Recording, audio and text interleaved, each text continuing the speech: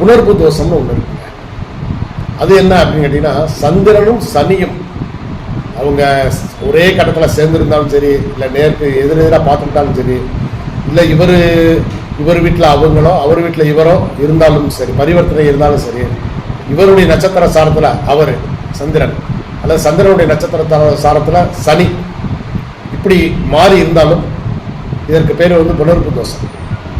இந்த தோஷம் உள்ளவங்களுக்கு என்ன நடக்கும் அப்படின்னு கேட்டிங்கன்னா, இன்னும் திருமணம் ரொம்ப தள்ளி போயிடும், அல்லது இவங்க பொண்ணு பார்த்துட்டு போயிருப்பாங்க, எந்த பதிலும் சொல்ல மாட்டாங்க, அல்லது மாப்பிள்ளை பார்த்துட்டு போயிருப்பாங்க, ஒன்றும் பதில் சொல்ல மாட்டாங்க, அல்லது இவங்களை ஒருத்தரை வந்து பெண்ணோ பையனோ பார்த்துட்டு போயிருப்பாங்க, பார்த்துட்டு போகவும் அவங்களுக்கு வேற ஒரு இடம் அமைஞ்சிடும், அல்லது திருமணம் நிச்சயமெல்லாம் பேசி முடித்து மணமேடை வரைக்கும் போய் நின்று விடும். இதுதான் அந்த புணர்வு தோஷம்.